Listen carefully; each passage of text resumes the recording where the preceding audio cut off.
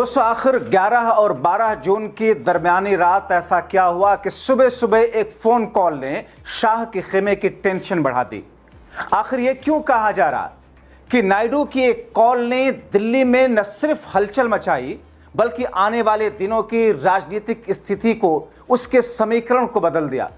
और ममता बनर्जी क्यों नायडू को धन्यवाद का मैसेज भेज रही हैं?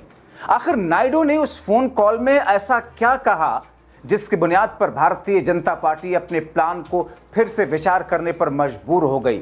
स्वागत है आप सभी का। आप देख रहे हैं द राजनीति का विशेष सेगमेंट खबर और विश्लेषण। मैं हूं जब्बार खान। तो क्या मौजूदा वक्त की राजनीति में अब बीजेपी की सहयोगी दल, चाहे वो शिवसेना हो शिंदे की या फिर टीडीपी हो चंद्रबाबू नायडू की, मैं नीतीश की बात यहां तो नहीं करूंगा, मगर क्या इन दोनों ने आने वाले दिनों की एक संकेत, एक झलक, जिसे एक ट्रेलर कहते हैं, वो भारतीय जनता पार्टी को भिजवा दिया है 12 जून की सुबह, वो भी नायडू के माध्यम से? कौन सा संदेश लेकर के नायडू आप फोन किए होंगे? दोस्तों खेल कैसे कैसे किया जाता है वो कोई भाजपा और शाह से सीखे। कैसे बंगाल में टीएमसी और विपक्ष को तहस नहस करने के लिए कैसा अलोकतांत्रिक और असंवैधानिक हथकंडा अपनाया गया और अपनाया जा रहा है।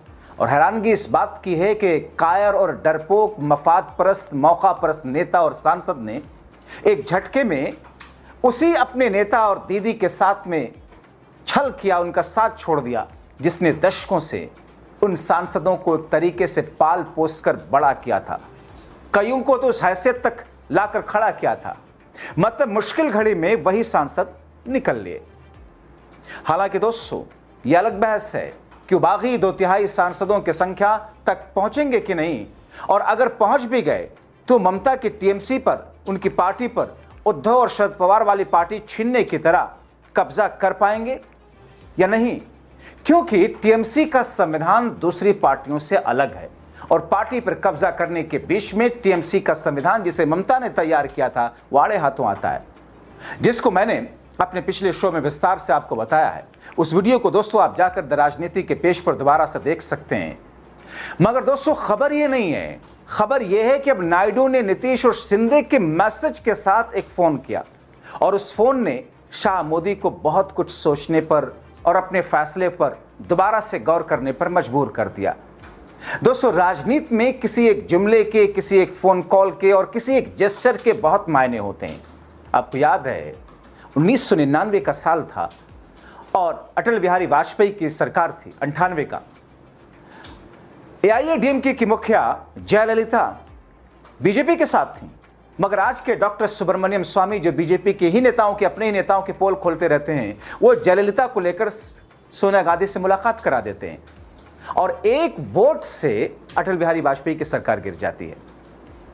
तो यानी कि राजनीति में कब एक छोटा सा कदम पूरी सरकार को धराशायी करा दे, राजनीति में कोई एक जेस्चर, एक नाराजगी सब कुछ पर पानी फेर दे, हमने बहुत मौकों पर ऐसा देखा है। और दोस्तों नायडू के उस फैसले में सिर्फ वो अकेले नहीं है, कहा जा रहा है कि उनके साथ शिंदे और दबे लफ्जों में, जो कि अब बिना रीढ़ की हड्डी जैसे हैं, नीतीश, वो भी हैं। क्यों मैं कह रहा हूं? क्योंकि दोस्तों नीतीश कुमार का मैं सम्मान करता हूं पर्सनली, एक खांटी राजनीतिज्ञ हैं, लेकिन उनसे ज्यादा मफाद परस्त नेता शायद ही कोई हो।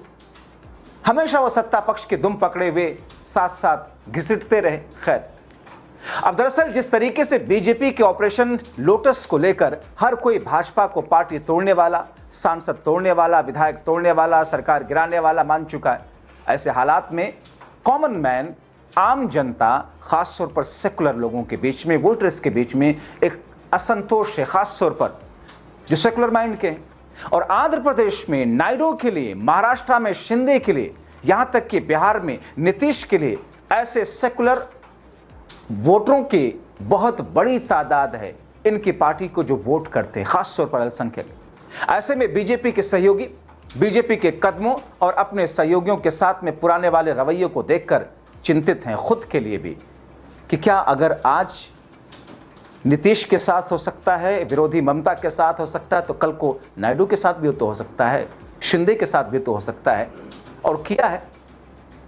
जिस कारण दोस्तों कहा जा रहा है कि दिल्ली को चेताया गया। अब दोस्तों दिल्ली को मिली चेतावनी ने भाजपा के आला कमान के अब दोस्तों, दिल्ली को मिली चेतावनी ने एक तरीके से बीजेपी आला कमान के बेरोक टोक वाले तोड़म ताड़ के उत्साह पर मानो पानी डाल दिया हो। खासकर ऐसे समय में जब देश में अशांति है, जनता महंगाई, diesel, petrol, gas cylinder, NEET paper समेत परीक्षाओं में धांधली के कारण सरकार से परेशान है।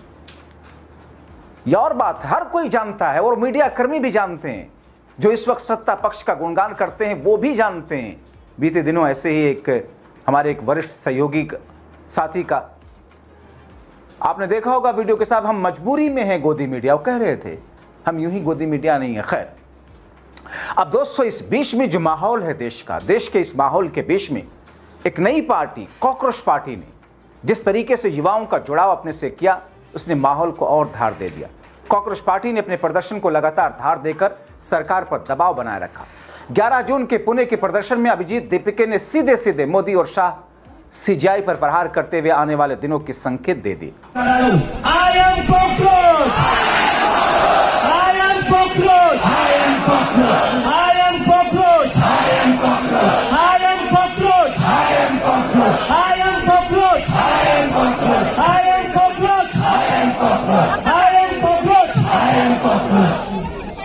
दोस्तों, कॉकरोच पार्टी के लोग लगातार अलग अलग शहरों से सरकार को घेर रहे हैं।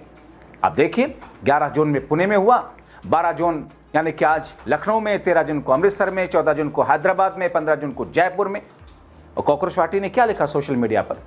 वो लिखते हैं कि हम देश भर के युवाओं से अपील करते हैं कि 20 जून को दिल्ली में बड़े पैमाने पर विरोध प्रदर्शन के लिए आए, यानी कि दिल्ली में एक बार फिर से घेराव। मगर दोस्तों, हैरानगी इस बात की है, ये कहा जा रहा है कि सत्ता पक्ष इस कॉकरोच पार्टी के आंदोलन को भी खत्म करने के लिए नित नए हथकंडे अपना रहा है। जैसे उस प्रदर्शन में ऐसे लोगों को भेजना जो जाकर वहां पर ऐसी बयानबाजी करें जिससे इस संगठन को खत्म किया जा सके और जनता में इसकी छवि खराब की जा सके। ऐसा एक वीडियो दोस्तों जो कि कॉकरोच पार्टी ने जारी किया, कैसे एक शख्स वहां पर जाता है, जब मीडिया उससे पूछता है कि दोस्तों अगर ऐसे ही प्रदर्शन चलते रहे तो देश 7 टुकड़ों में बंट जाएगा, तो वो शख्स क्या कहता है? अच्छा है 7 टुकड़ों में बंट जाए?